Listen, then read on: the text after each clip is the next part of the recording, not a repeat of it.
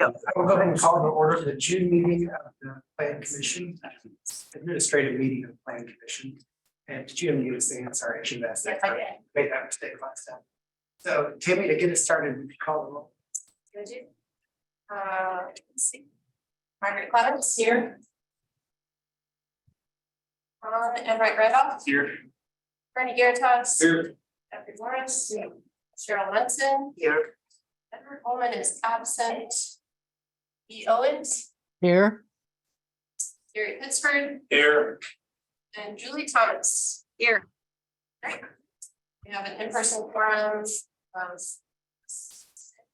6 in person and 8 otherwise. Thank you, Tammy. Under administrative business, first item tonight is SIA-23-2.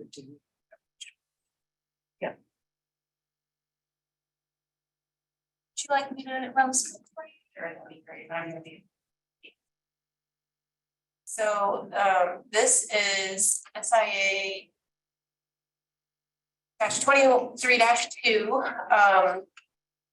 We have a petitioner that is interested in applying for the release of 2 performance bonds. One is for $7,300, and that is for erosion control only and would not require a 10% maintenance bond be held. The second performance bond is for $41,850. Corresponds to the required road and drainage improvements that have been completed. So the second bond is subject to the 10% 2 years maintenance bond, and so what we're looking at is releasing a total of $44,965 and withholding then $4,815 for the maintenance bond. And they have submitted a letter which complies with 858-8 part 8.1 and 8.3. And then part 2 is the as-built that we have on file. So they're just looking to get some confirmation. This is for the Manor subdivision.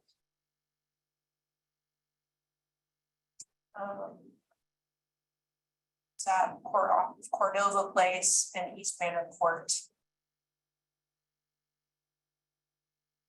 Anyone have any questions or any additional information? I can't. Yeah, this is administrative business. Yes. Mhm. Well, how to go? So I have a question, was this area inspected by the building inspector about? Well, it gets inspected by the highway department and the stormwater MS4 coordinator. Okay. So it's mostly they're just looking for infrastructure. Once the permits are issued and there are buildings put on these lots, which I think they might all have buildings on them by now. There might be one that's in process, but then the building department goes out for those specific structures. And do they report to the plan commission? Well, the building department Yeah, or the results of the inspection, are those reported to the plan commission? that's kind of what we're doing here. So this document has been basically evaluated by the highway department and MS4 coordinator. They don't see any other improvements that need to be done out here. So that's why they're recommending like 100% release minus the 10% that's required for the maintenance. And that's a 2-year maintenance. So thank you for explaining how that works. Yeah. Any other questions? Or is anybody willing to make a motion? I'll make a motion in SIA-23-2, the Manor Major Subdivision Final Plat with the reduction of performance bonds. I'd like to move approval. Okay, there's been a motion and a second. I'll call the roll. Ron Enright Randolph, Yes. Bernie Garitas, Yes. Jeffrey Morris, Yes. Cheryl Munson, Yes. E. Owens, Yes. Gary Pittsford, Yes. Julie Thomas, Yes. and Margaret Clemens. Yes. And that passes 8-0. Tammy, the next item on our agenda is the analysis of the climate action plan. And Tammy, do we have a special guest for that? We do not.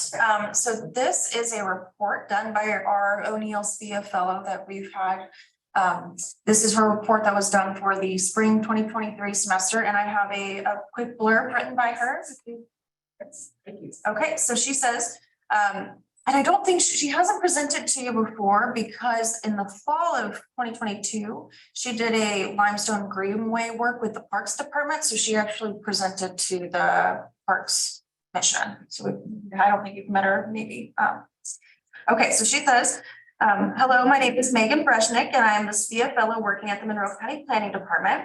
This semester, I put together a report and analysis of the county's zoning ordinances related to sustainability and climate action plans.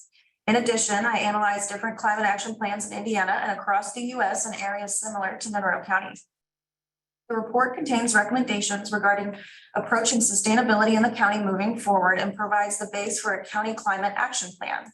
Please feel free to give it a read through based on your availability. I will be unavailable this summer as I complete a summer internship in Washington, DC, but will be back in August. I'm happy to be available for a summary presentation of the report in August, and would love to discuss any questions, comments, or concerns regarding the report. I hope you find this report useful, and over the summer, feel free to send me questions at email as they come up. So her email is included in the agenda, so if you have time this summer, feel free to look it over and we can have a presentation if you all would like in the fall. Great. Thank you. I can tell you put a lot of work into this. I haven't been able to make it through the whole thing yet. So do we need to take a vote on whether we're going to have her back in August to present or? So Okay. we would just have her on administrative business when her schedule and we're all scheduling reports. Please thank her on our behalf. Quick question. Thank you. What is the end goal of this? Are we to adopt it or is it information only? It's Is this information, it's information only. So generally, Drew, myself and Drew work with the Spia Fellow. Megan was our only one for spring, but we'll get another one for this coming fall term. We guide them to pursue their own research interests that align with planning and zoning that we possibly could use and reference, whether it's a special interest project or working on the draft new zoning ordinance. Yeah, and this is a paid internship? It is in a sense, it's organizations volunteer to be a part of the program and the funding comes through IU. Okay, thank you. It's service corps. Okay. Thank you. I see that Dee Owens has her hand raised up, so Dee, do you want to go ahead? Thank you. Yeah, I just had a comment. This is a good read, and it as much as anything, it nicely steers us to all sorts of good references Yes. for your copious spare time reading. So I liked it. Yeah. I have just one observation, if it is to be put into further use, that a lot of the comparisons were done with municipalities rather than county or rural areas. I just think that is important to note because those are major differences in terms of how we might consider implementing it, but it's helpful to know, have this literature review. I believe there's a county or two involved. So yeah, Megan definitely went through and tried to find comparisons using census data that were more relatable. Yes, she did differentiate. So thank you. Yeah. If I could, Margaret, I agree with that. One of the counties was Erie County, New York, which, is kind of not, it's probably the closest one. Park City, Utah, it has a silver mine, and it's a whole different kind of place. Sonoma County, California, yeah, most of them are not comparable except for their persons per square mile, and that sort of measurement. So to me, the important point there was their plans have some things nuggets that we could pull out perhaps and use for our plan. And that's what I liked about it. So I wonder if the report will eventually get shared with the county's environmental commission. Yeah, that I identified that as where I wanted it to go eventually. Great, thank you. Trying to find it now, but there, Margaret's question is a reference in the report that talks about 70% of the impact is in the urban areas, so that kind of at least gives a tie to urban versus rural. I thought that was a good idea, and I think the other thing in the executive summary in the beginning, it talks about changes in the effects of climate change, and it gives data that doesn't give baselines.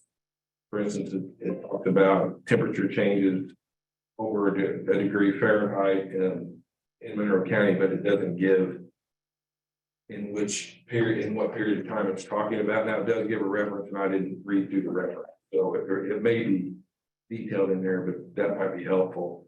And then, I thought it was a good idea to reference separate chapters of the zoning ordinance relative to what the data was. Regardless of what someone thinks about the data, it's a good tie for what we see as our purpose with the report. So I thought that was a good connection there. So anyway, those are the things about it. Thank you. Any other comments? Thank you, Ann, for bringing that summary forward. Moving on to the third item, the Meyer Trust Settlement Agreement. Mr. Schilling, you want to bring us up to speed on that? Yes, thank you very much.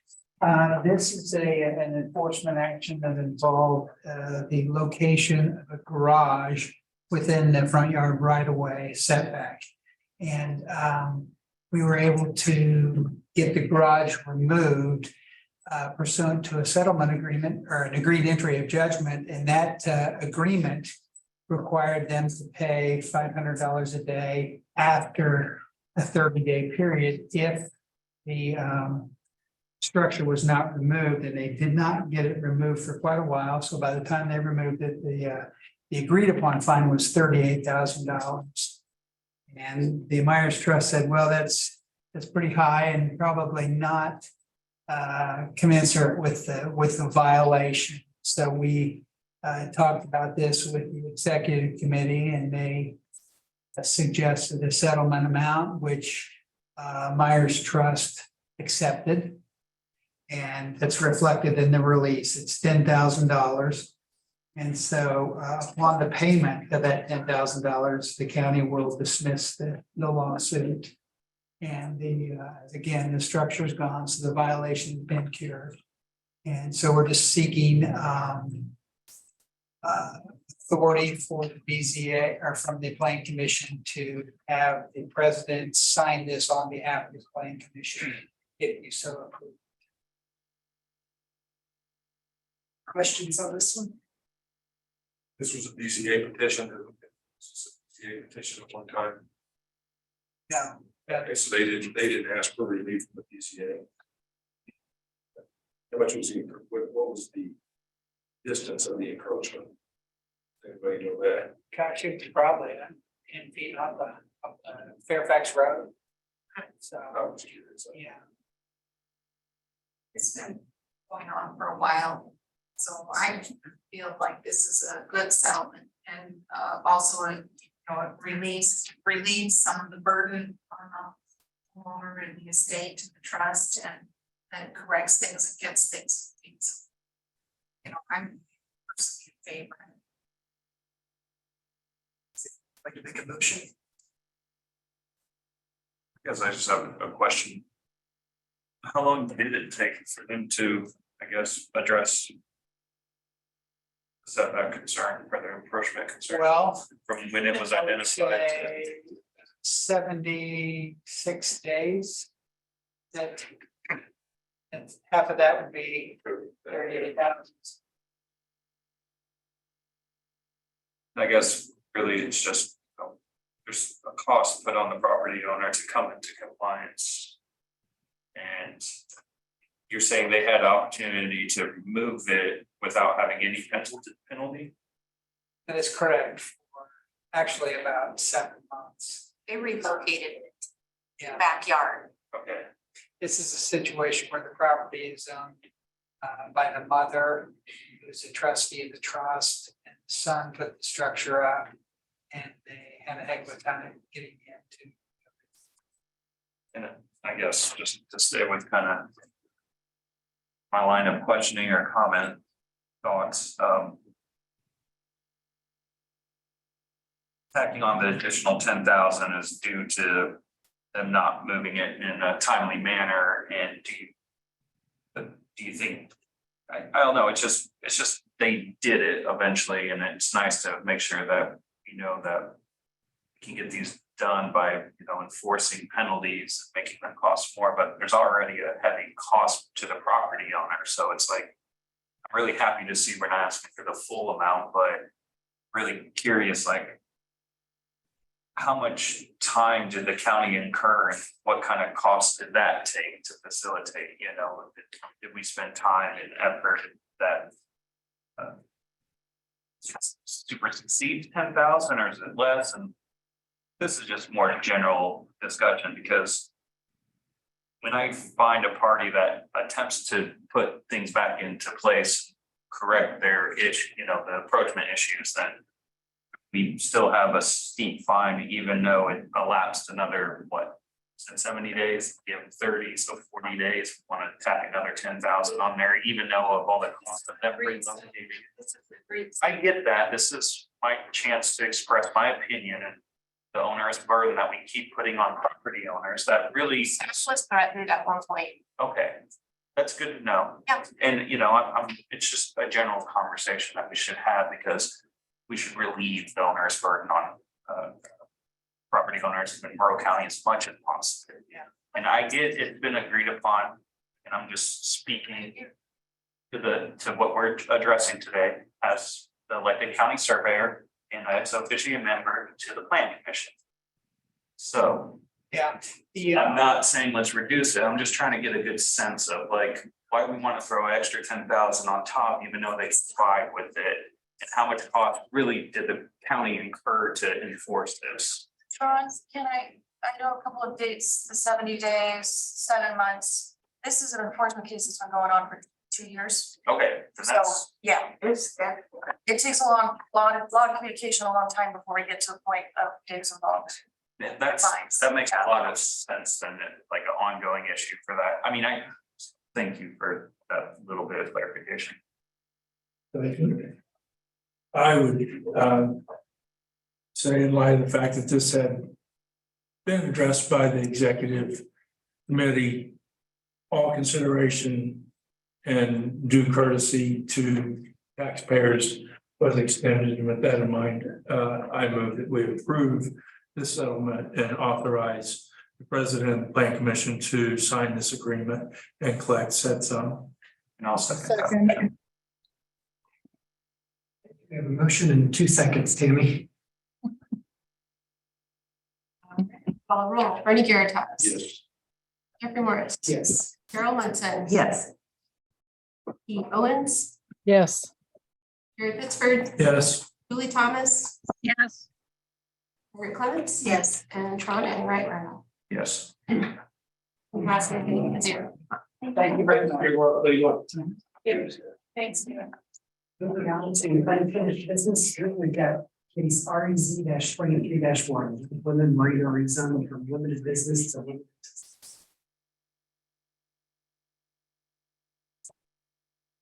Right, so we are all familiar with this petition. I won't spend much time, or really any time, going over the specifics. I will be giving a short update as well as share some information that the petitioner shared with me this afternoon via phone call. And I'll open it up to any questions. So at the last Plan Commission regular meeting on May 16th, 2023, which was originally the final hearing for this petition, the Monroe County Plan Commission voted to continue the petition to the Plan Commission date on June 20th. With the request, excuse me, that the Highway Department visit the site to evaluate once more if the site distance requirements can be achieved through the removal of additional vegetation. So I have not touched base with Ben Ayers of the Highway Department to see if he's gone back out to perform that additional analysis or if he has numbers to share. I believe he is on the call this evening for those questions. In a phone call this afternoon with the petitioner, it was discussed that the petitioner felt that many of the aspects or points within his newest letter that was included in the last meeting's packet was not addressed by the Highway Department, including the difference between site distance requirements for residential subdivisions versus commercial and other specifics that are coming about through the Highway Department and its ordinance. So I cannot speak directly to those specifics. However, he wanted to talk to me about those and that he feels like there's still a lot of gray area and looking for a more detailed response. He is not on the call this evening, I don't believe, and was not able to attend in person, so we will be seeing them on the June 20th meeting. So now I will take any questions. Yeah, quick question. What is, and I don't know the answer to this question because I don't understand the authorities, okay? The commissioners, Monroe County Commissioners voted this request, my words, no one else, down. At their commissioners meeting when the application was made to reverse the initial determination that the driveway needed to stay. And put it out there because my question is, since the commissioner voted it and said no, we report to the commissioners. Isn't that the determination that we should be? That's a really good question. And the staff has been trying to figure out how those two interact with one another. Essentially what happened was and the Highway Department can correct me if I'm wrong, is that the petitioner applied for an appeal to the Highway Department's denial of a driveway permit, a recent driveway permit for the subject property.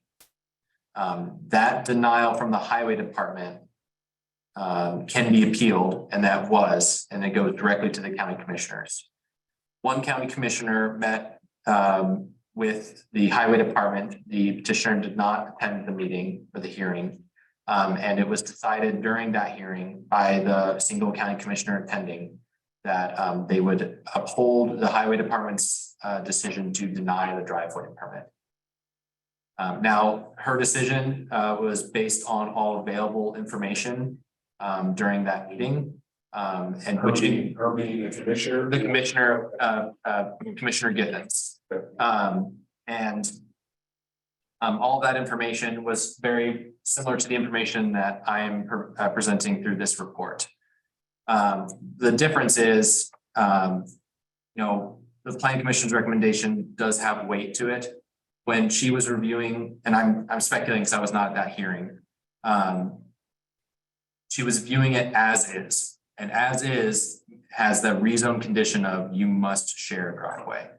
So going through this proper channel offers that relief valve of removal of that condition. So it could be that if they do approve the removal of if there's a chance to remove the condition, which could have been the only reason why she upheld the decision. Does that make sense? So it's kind of complicated. Well, maybe what you're saying is the county commissioner made their determination based on what was a record at the time.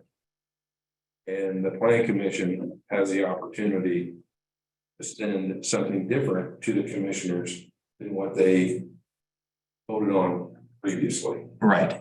It's a little complicated because it's almost like both bodies of government would be stepping on each other's toes if a decision were to be made. So So the commissioners is basically affirming what was on the plan and what. essentially, yes, because if they hadn't affirmed the highway department's decision, then they would almost be going above the plan commission because the plan commission has yet to provide a recommendation. It's basically there's a, point in time where they're trying to decide uphold the highway department's decision to deny or go over the plan commission opportunity to review this and provide a recommendation and say, yes, we do accept the appeal. So I've never encountered this situation where there was an appeal made during a active rezone. So.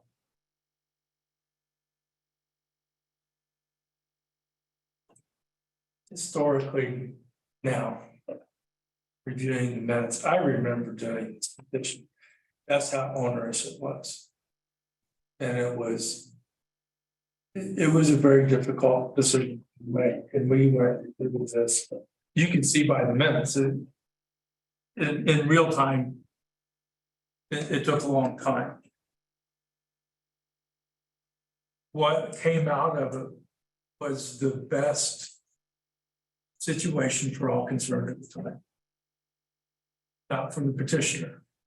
The petitioner did not get what they wanted out of this.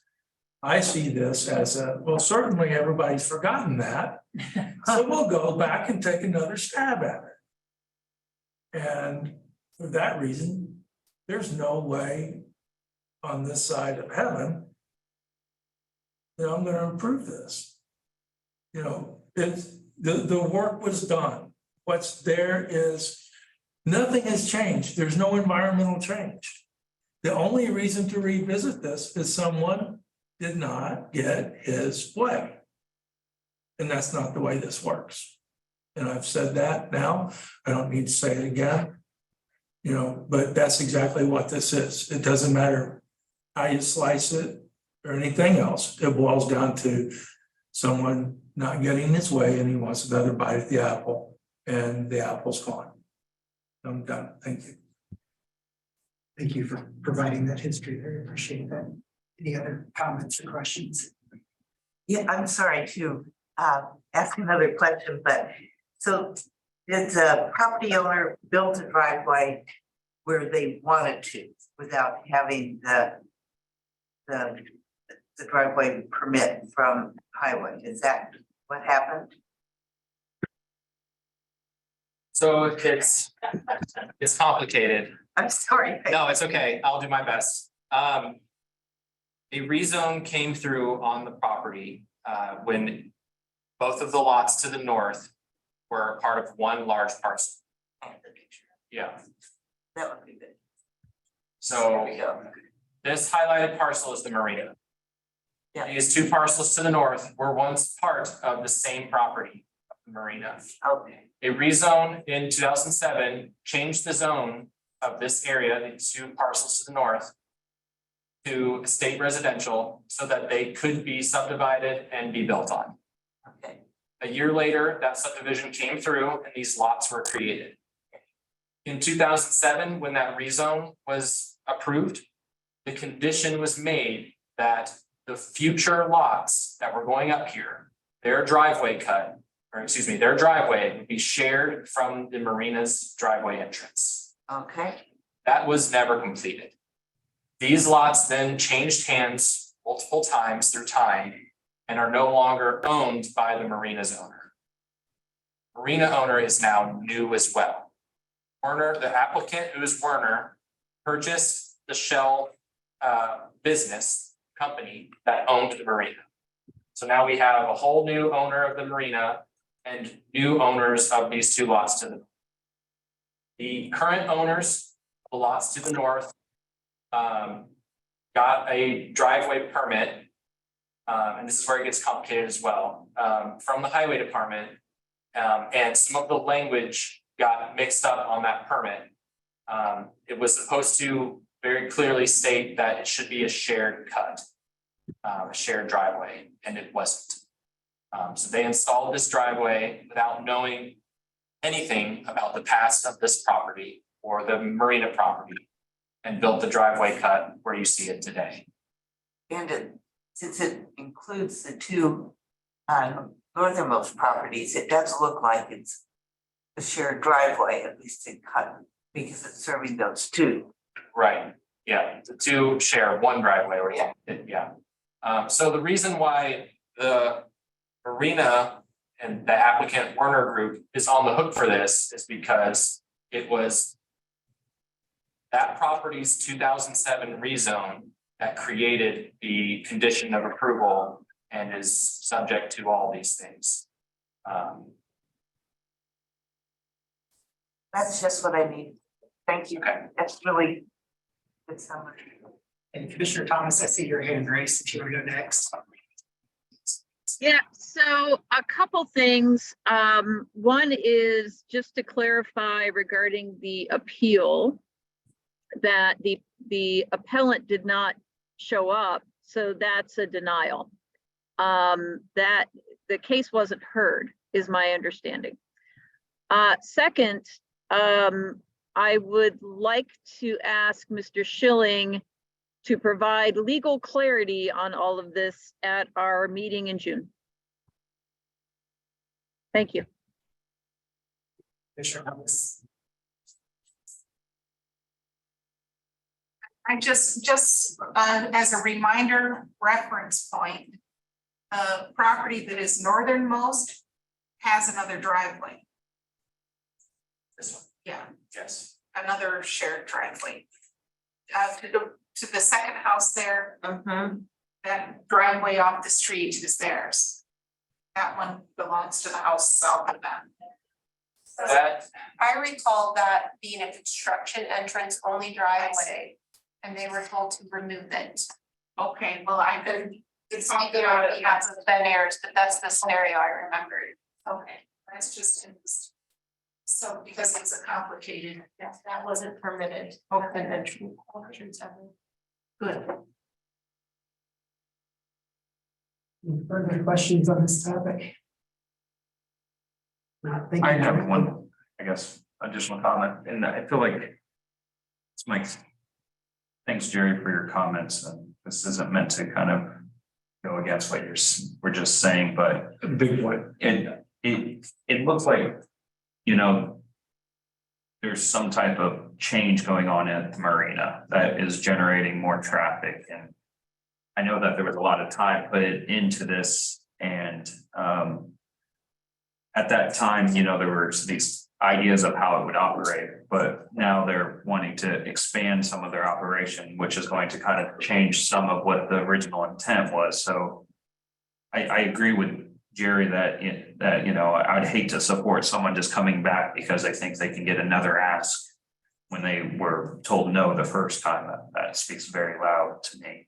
But at the same time, I think they're trying to improve their operations, which are going to kind of fundamentally change, you know, what I guess the Plan Commission was looking at when they first addressed this. And I don't know if we should consider, since they made a decision a while back, that we should lock them into that. But I will say a lot of my decision making will be based off of, you know, being able to meet that line of sight, and we won't be able to get that information today. Is that what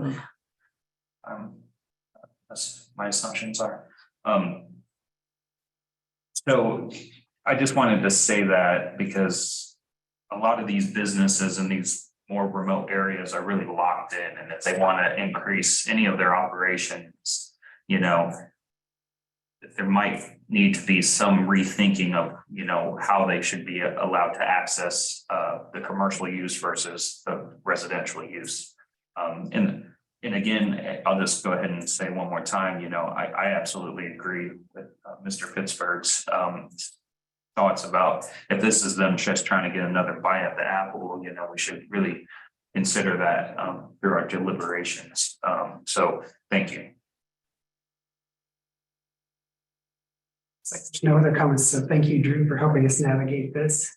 Moving on to new business and it's RD-22-1, North Prairie Pike Road being changed in West Hunter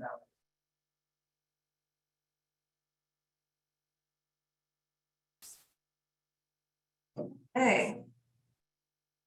So this petition is needed. You're all familiar with the West Hunter Valley connection that we saw a month or so ago.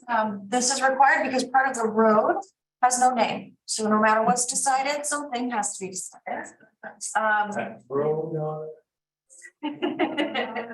had that word. Okay, so this petition is a new one for me. There's not too many in the history. I had to go back to, I think, 2016 to find one by Tammy. So this is a road name petition. And we're seeing this because it's under Indiana state statute that gives authority to plan commission to assign street names and numbers. Feel free to look into that. There are exceptions to this, but from what I can tell, it is our plan commission that has this authority. So I'm not going to go through a whole presentation, of course, but there were a few different ideas that I've kind of laid out, but the petition request specifically, so that's the area without a name. The petition request specifically is to go to the roundabout, but I do include kind of some of the areas that we've talked about. I've also included comments from quite a few people. So I've got Historic Preservation Board review comments from the county commissioners that was brought up during the PUO amendment to the North Park hearing where they discussed this. We have planning department. I included some information about addressing, and then of course the highway engineer and highway director's input. So it should be a good conversation next week. Does anybody, or 2 weeks from now, does anybody have questions on this or want to see any more info? Has there been any public demonstrating against this that involved the Prairie Pike? There's very few people who live along that area. How does the Curry family? I don't know about that. But there's plenty of Curry Pike left. That's right. Right. One of the options would change it.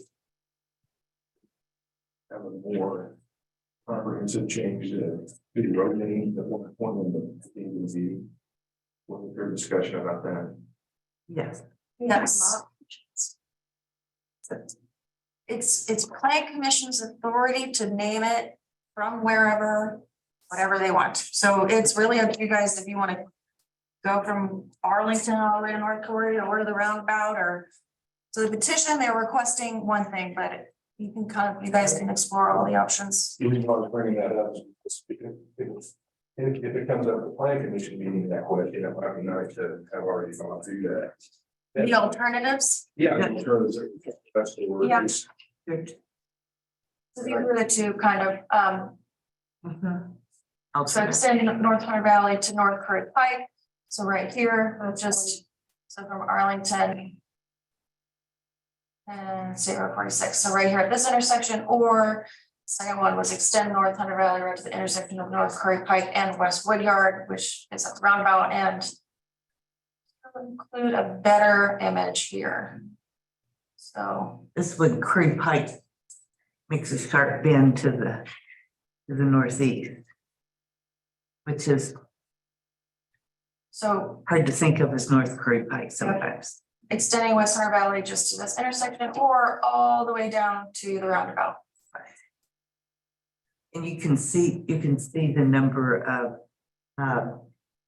structures and residences in that area. It'd probably be good to highlight those for the meeting. Two. There's only two. Okay, All the way to the roundabout, there's only two. right. So the addressing wasn't a big factor, I guess. Right. But So I visited one of those just last week. When I was up at North Park, so. We also don't have the historic map that Tron put together.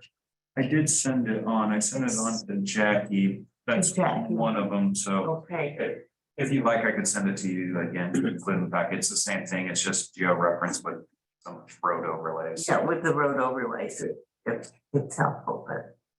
So historically, the area was Hunter Valley.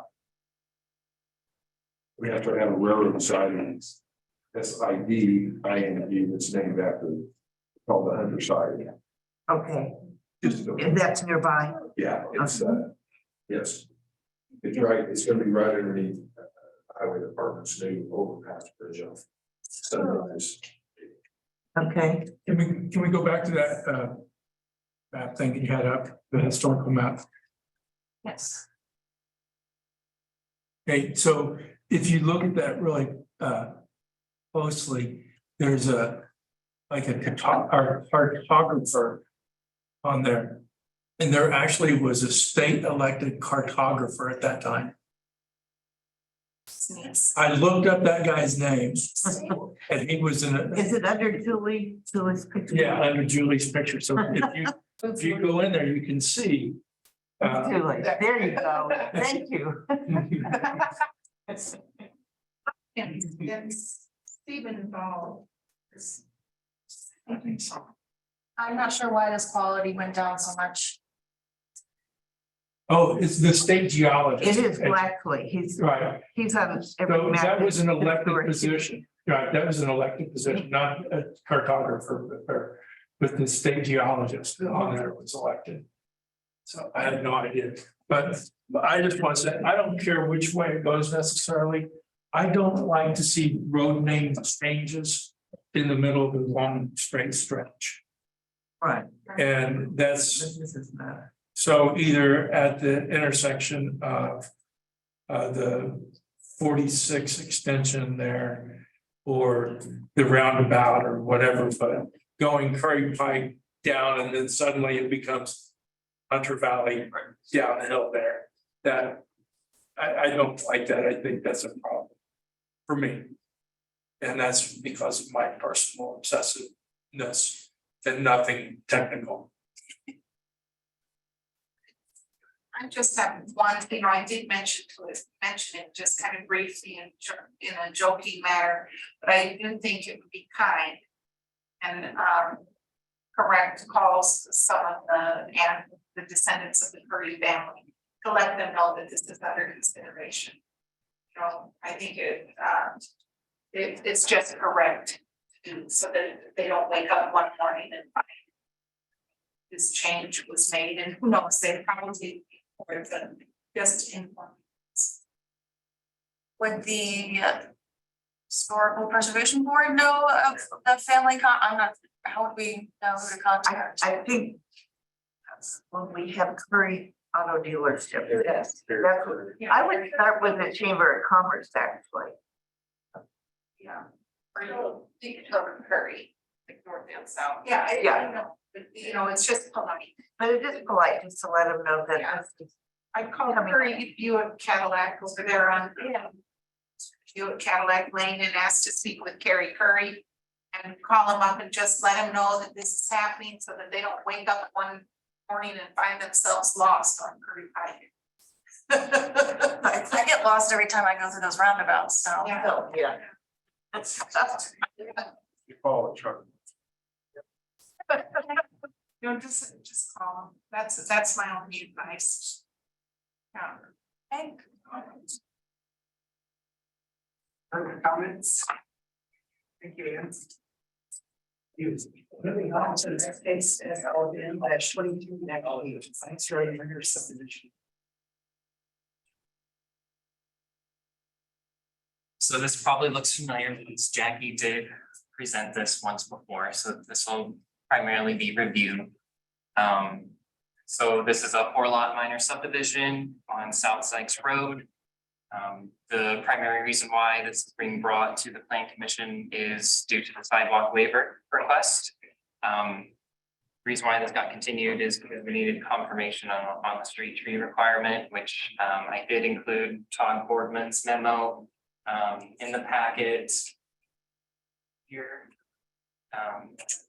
So I can kind of go through some of the main points of the petition. So South Sykes Road is a narrow road with dense vegetation. The transportation plan does not identify Sykes Road as a high priority or even a moderate priority road. Our recommendation of the sidewalk waiver is to recommend approval. everything else meets the subdivision standards. The MS4 coordinator has looked at the site extensively due to the presence of karst features. There's quite a bit on here. With the intent of creating drainage easements in sinkhole conservancy areas. I reviewed the minutes of the PC admin that Jackie had presented this at, and I believe that most of the questions that the planning commission members had at that meeting were answered. I think the only lingering question was the one that Tron had, which was regarding the line of sight. And I included comments from Ben confirming that that location is acceptable. And yeah, I think that's pretty much all that was added to this. So if there are any questions? I know I can share, Sean, my comments for the plat committee meeting, because I drove by it from that meeting. It would be detrimental to add a sidewalk out there because dropped off, the ground dropped off so much that it would require some trees to be. Sidewalk to nowhere. Right. Any other questions? Thank you, Sean. Tammy, any reports for us tonight? They're showing any reports? We have a motion for adjournment. I'll second. Yay. Thanks. Thank you.